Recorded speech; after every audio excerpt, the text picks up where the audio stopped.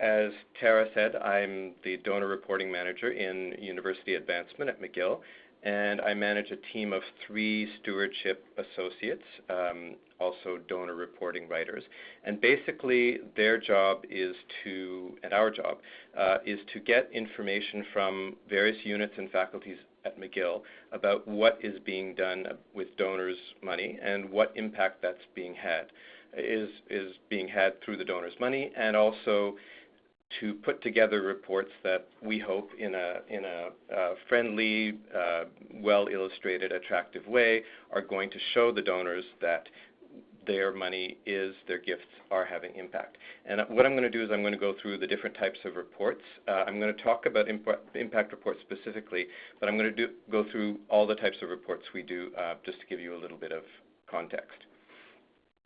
So the defining principle really is stewardship, and different people have different ways of expressing stewardship. Some people say it's any action on the university's part or the nonprofit's part that takes care of the donor, recognizes the donor, explains to the donor what's happening with their funds.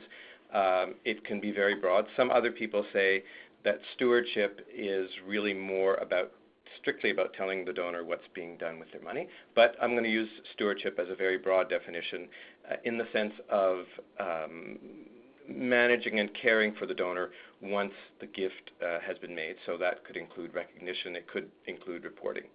Why is stewardship important? Might seem incredibly obvious. In some cases, the university or the nonprofit is legally obliged to maintain a certain level of stewardship vis-a-vis the donor.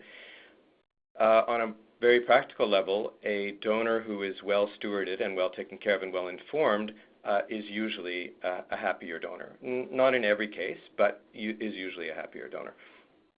And I don't have the scientific figures to prove this, but in general, there's a chance that a donor who has received thorough and competent stewardship from the university is likely to make another gift another time around. And obviously, we're often thinking in those terms. So donor reporting specifically. Why do we do donor reporting? Again, often when we sign an agreement with the donor, it's part of the memorandum of agreement, and we have an obligation to every year or every 2 years say to the donor what research is being done with the gift, what students are going on, are using travel bursaries to go abroad, what the visiting professor is doing this year during his or her tenure, etc. Again, it's also the right and smart and sensible thing to do. It is another way of keeping the donor happy, as I mentioned, and there's another selfish aspect to it, which is that, as you'll see with these impact reports, when you're generating content for donor reports, often you're going to come up with stories that can be repurposed in other areas, or you're going to learn about stories about students or profs who are doing exceptional things, and you may want to broadcast those stories through other media, social media, your alumni magazine, and there's a whole variety of opportunities. So you create opportunities for yourself as well by reporting to donors and by finding out what's been happening with the donors' gifts. So how did our current McGill structure come about? Well, the first thing is that we decided a few years ago to do a methodical audit of every donor who had given $25,000 or more in a one-time gift to the last campaign. And I'll just pause there to say that in this presentation, I'll generally be talking about donors who give above a certain level. And maybe I should also quickly make a distinction between donor reporting and acknowledgement for people for whom that's not clear. Every donor gets acknowledged in the sense that they get a thank you letter, but donor reporting takes that one step more and one step further and tries to specifically tell the donor, okay, what impact has your gift had? So we thought, okay, let's look at this group that is a relatively high-end group. What are they getting in terms of donor reporting? And when we did our audit, we realized that a lot of donors weren't getting anything. Some donors were getting something, but it wasn't really the right thing. Also, we didn't have many types of donor reports. We really only had a very intricate personalized report or a letter, and there was really nothing in between the two. And the other thing we discovered is that our financial reporting was a little bit all over the place. So we did give donors reports on the status of their funds, but we weren't doing it in a very organized way. It came at different times of the year. Sometimes we would hold up reporting to the donors on the impact of their gift because we didn't have the financial reporting, or vice versa, and it wasn't that organized. So what did we do?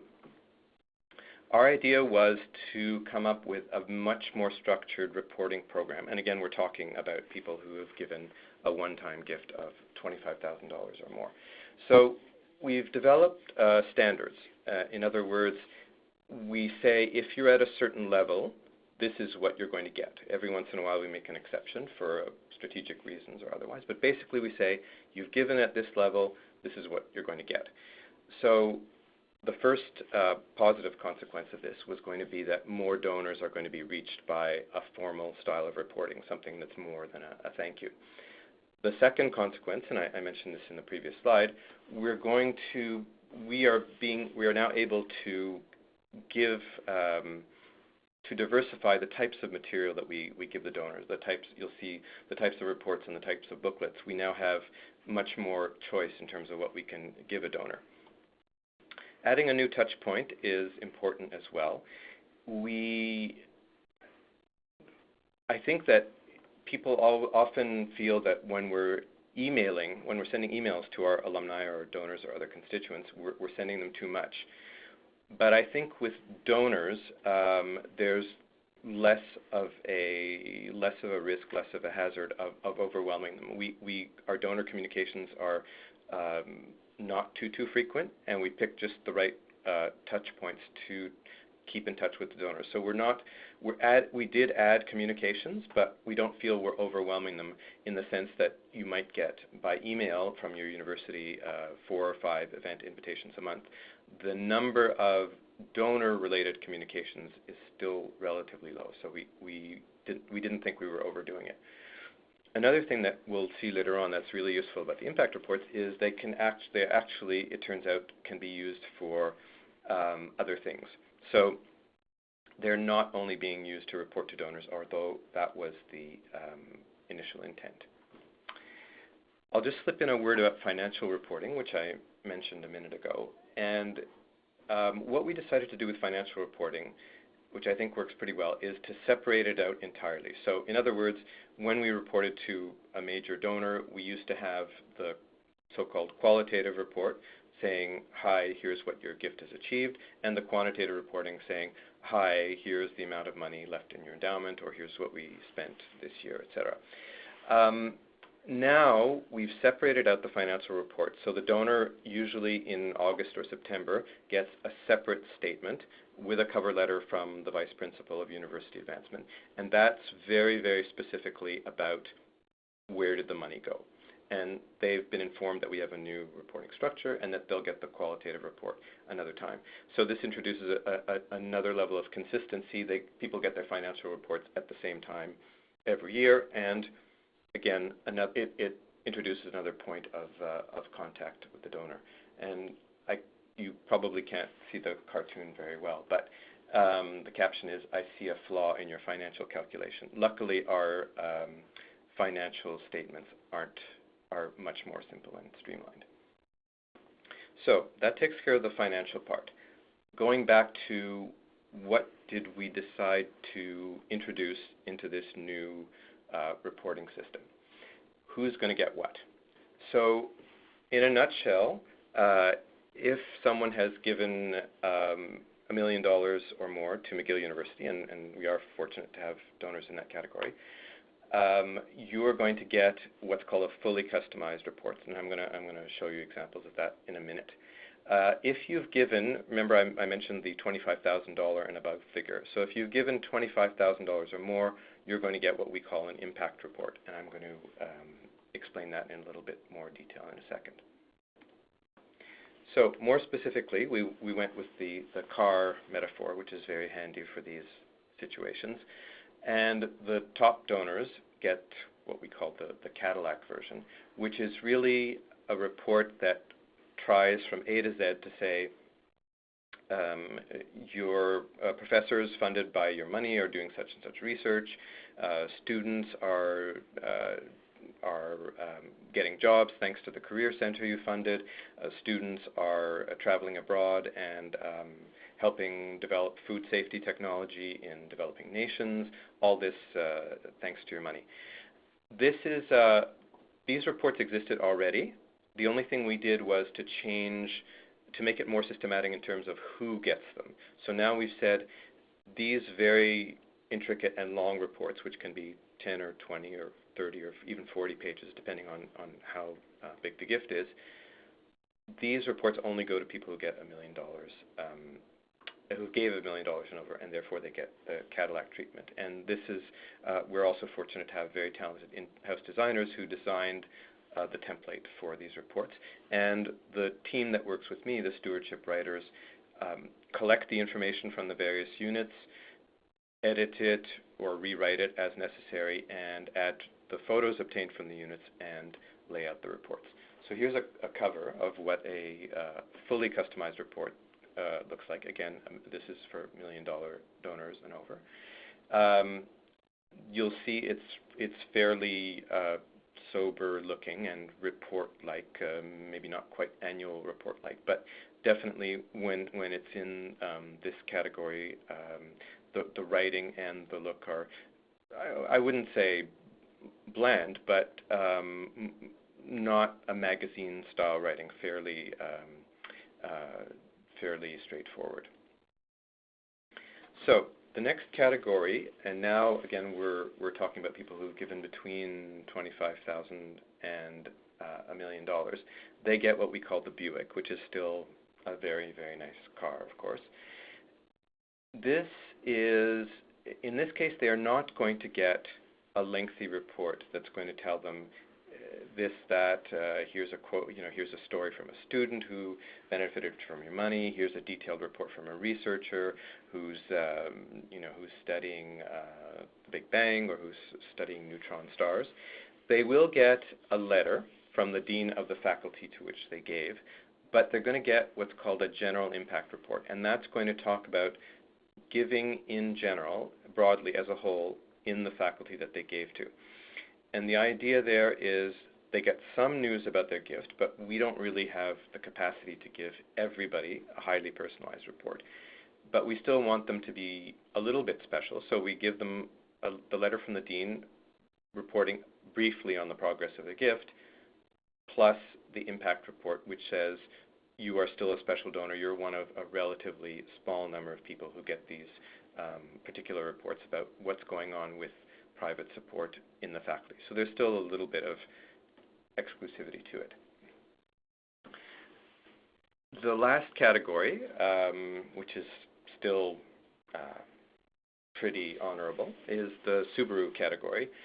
And these are donors in the same, who've had the same amount of giving, between $25,000 and $1 million, but they're considered to have maybe a little bit lower capacity than the donors in the previous category. They also are special enough to receive the impact report from the faculty that they gave to. They also get a letter signed by the dean of that faculty. However, the letter isn't customized and detailed as to the progress of their gift over the year. It's more like a general thank you for their gift. And just want to say that, as Tara mentioned at the beginning, if it turns out that people want to come in with questions before the end of the presentation, I'd be happy to answer a question midway through or to answer questions at the very end. So now we've set up this. We've set up our structure. We have the personalized reports for the bigger, the higher end donors, and we have the impact reports. So the question is then, okay, what are these impact reports? What do they cover? How do we decide which ones are being distributed. We've basically taken the faculties that have the largest number of donors in this category, and you see them on the slide.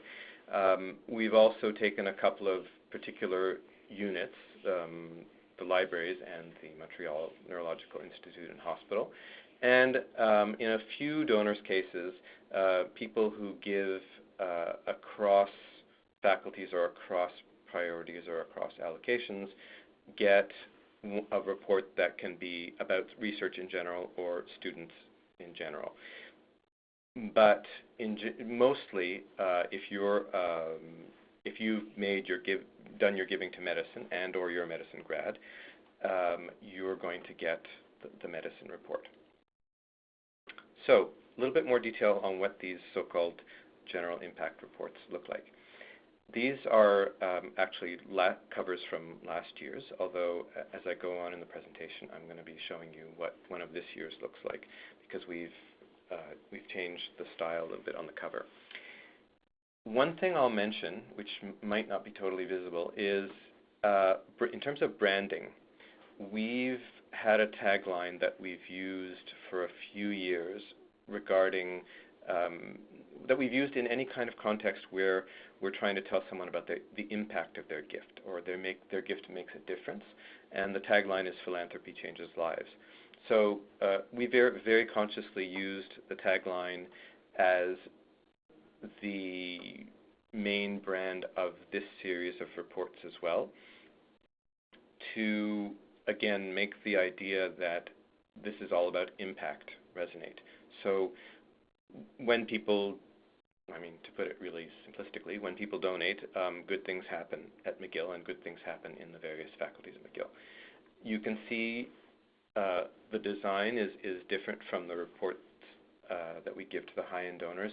It's a little bit more of a friendly-looking design, featuring, for the most part, students' faces or students in action or students at work.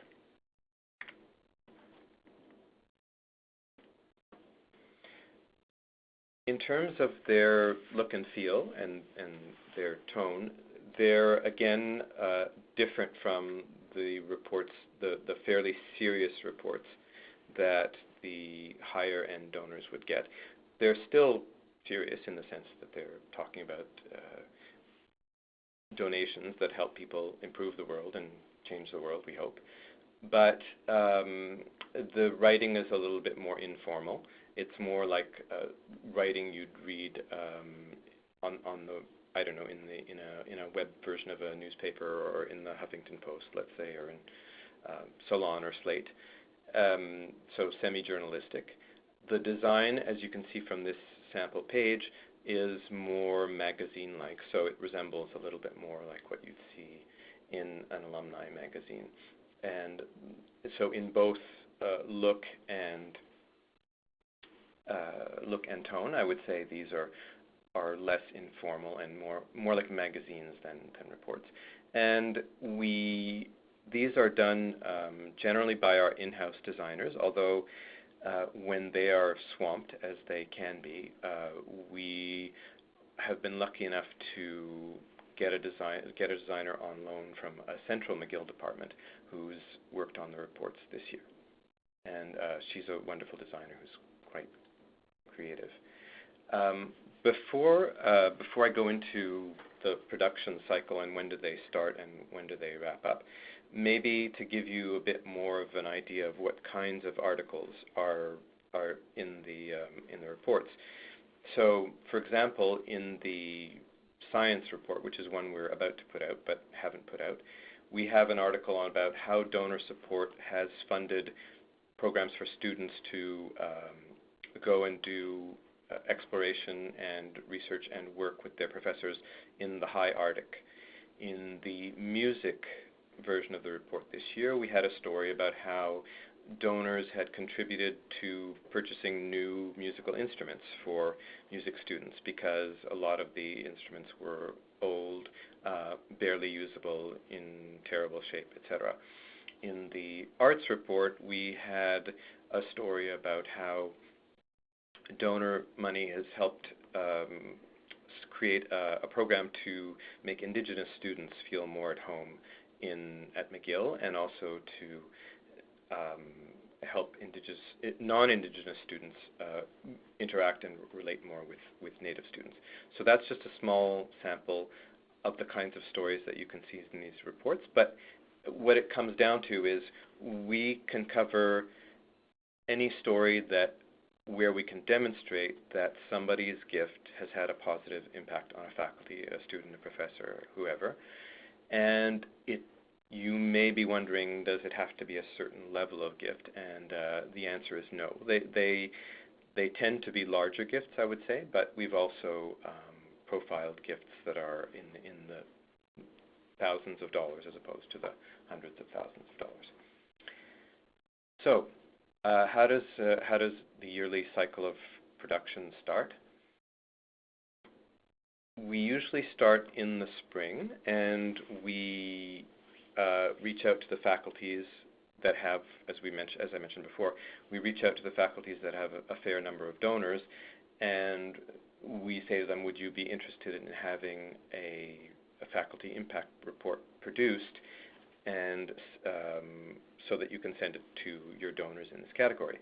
And the faculties tend to say yes, and part of the reason is it's a good tool for them. Another reason is that the Central University Advancement operation pays for all of the costs of the production. So if we have to hire a freelance writer, for example, or if some special photography has to be done for the impact report, if a designer has to be hired, and the printing. And the reports are not that cheap, and so, and I'll get to financial specifics at the end of the presentation, but we do think they're worth it. And again, there's a big incentive for the faculties to go on board because they don't have to pay for it. So usually in the spring, we start by meeting with, I meet with the designers who are also part of the communications team, which is part of the larger team that I'm with in University Advancement. And we figure out whether we want to change the look. And as you'll see, in 2016, we did change the look from 2015. I meet with my colleagues in donor relations because they're all about the stewardship business, and I make sure with them that they still feel it's effective to send out these booklets. And then if that is a go, and if I get the funding, then I go to the faculties and say, hi, do you want to do an impact report this year? And if so, I start to ask the faculties, well, since the faculties, especially the fundraisers or the communications officers, know much better than me what's going on there, and they know what are the good stories and what in particular are the stories where donations have had an impact, I'm going to get my story lists from the faculties. I'm usually not in a position to figure out what the best stories are going to be. Although, as the year goes on, when I see a story here or there, I say, oh, that might be good for an impact report, and I make a note of it.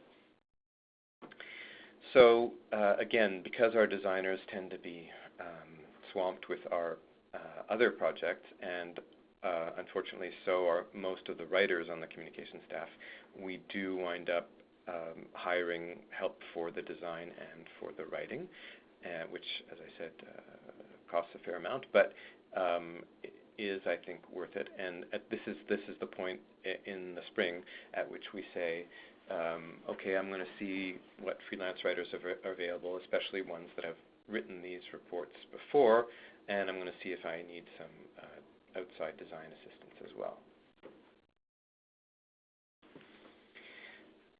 Then things get going a little bit more in the, well, you hope, in the summer, and that's the time when the writers will research and write their stories, will go to the professors and the students chosen by the faculties and start and interview them and start writing the stories about how private giving has had an impact.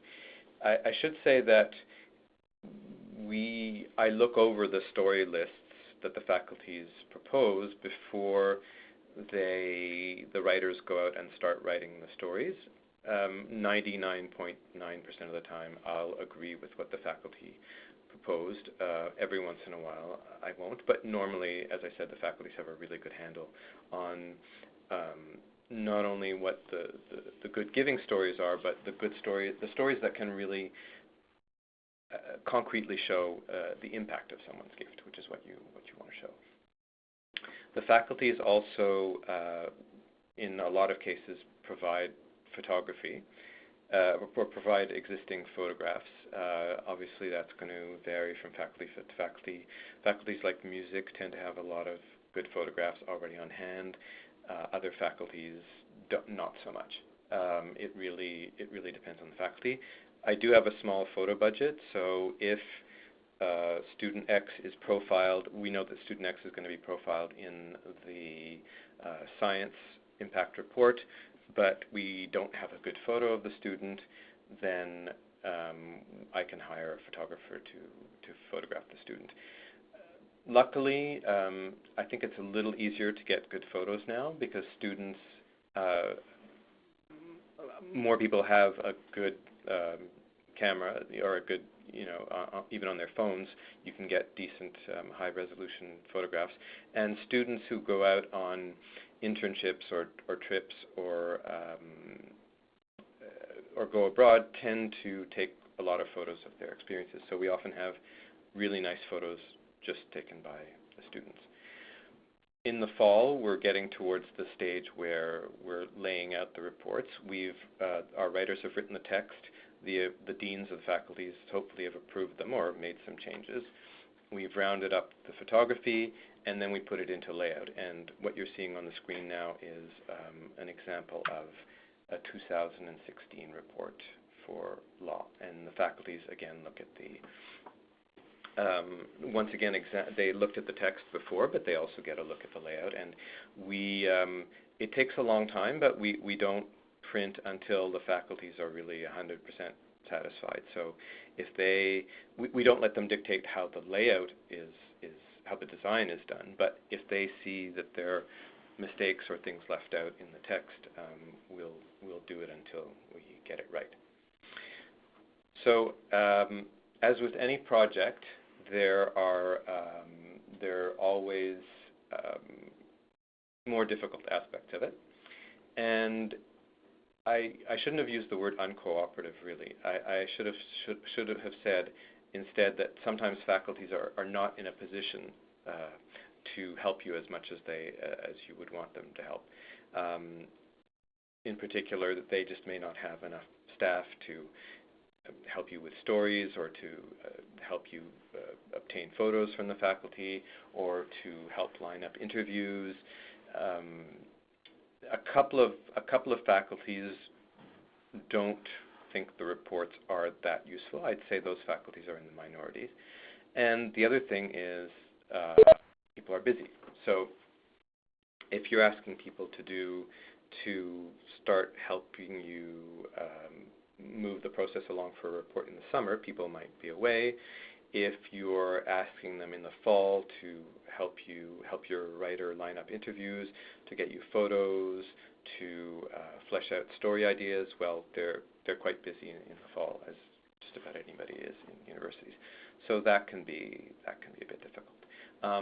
That being said, though, I would say now in the second year things are easier than the first year, and the faculties have recognized the value of the reports and are, I would say, a lot more cooperative, and they also understand a lot more what we're doing, so they will even come to us with ideas and say, oh, I have this, let's say in the Faculty of Agricultural and Environmental Sciences, there was a really good story about a donor who gave money to create a farm interpretive center where city kids who didn't know anything about farming could come to the farm at the faculty's campus and have a day trip and learn learn where the milk comes from and things that city kids sometimes don't know. So that was a great example of an impact gift, and also a great example of the faculty coming up with the idea for us. Hopefully by the end of November, most of the reports are printed, although that's not always the case. It's up to the faculties themselves to distribute the reports. So my unit's involvement ends when the reports are printed and distributed to the faculties. And our colleagues in donor relations give the faculties a list of who are the people who are in the category to get the reports. They explain to them how some people get a templated cover letter, some people get a more individualized cover letter, and we've written templates for the faculties to use for their cover letters that accompany the reports. And again, the faculties are responsible not only for distributing the reports, but also saying in our database that they've distributed, which is very important. We want to keep tabs of whether people who are supposed to be getting the reports are really getting them. So, how's this gone so far? Back at the beginning, I mentioned that before we had these impact reports, the only special kind of report we had was the lengthy personal report, the one that goes to $1 million donors and above. And so a relatively small number of people got a formal type of reporting. Now we've gone from 200 to 1,300 people who get one type of report or other. Again, this is not including the thank yous that anybody would get. And the reaction so far has been very positive. It's been mostly anecdotal, donors writing in saying, oh, this is a beautiful publication. One donor in dentistry said, oh, this makes me proud to be at McGill, and so on. Also, another neat thing is that the fundraisers who have seen these reports really like them and have decided that they can be given to potential donors as well. So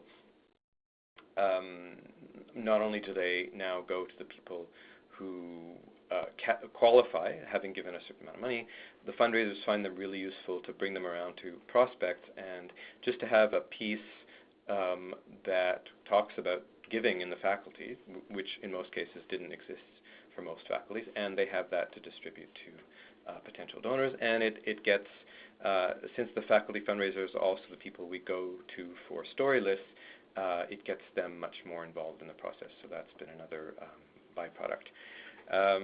So this is maybe the most painful part, the cost. They are relatively expensive, as I've said a couple of times. Our budget has already gone up from $40,000 last year to $75,000 this year, which, although again that covers writing, photography, printing, design. In response to the question, is this for everybody? No.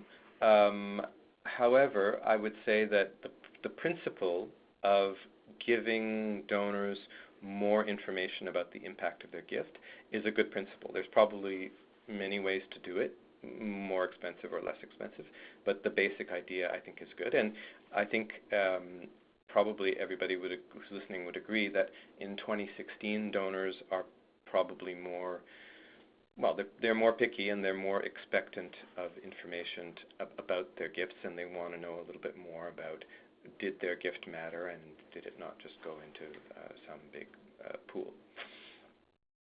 And my one suggestion is that we're doing this in print, but I think that electronic versions might be just as useful. Depending on your objectives, you may not necessarily have to do a print version of everything. And of course, electronic versions would be much, much cheaper. And that is pretty much it for the presentation. I hope I've covered most of the ground, but I'm available for questions. Great. Thank you, Daniel. I'm going to unmute your lines now. So if there are any questions, you can feel free to ask them verbally or through the chat box. The conference has been unmuted. There we go. Through the chat box as well. So again, you guys, your lines are unmuted if you'd like to ask Daniel a question. And you can also ask it a little bit more anonymously through the chat box.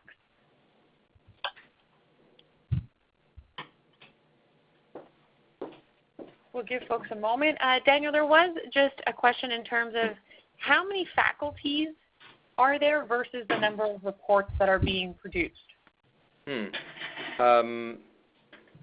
Most of the faculties do produce a report, so there's maybe, the count of faculties varies a little bit, but let's say there are 15 faculties, and about 10 of them are 10 or 12 are producing reports any given year. So really most of the faculties have bought into the process and bought into the idea. I should maybe mention that a couple of faculties that have the funds have decided they like the idea, but they want to do it on their own.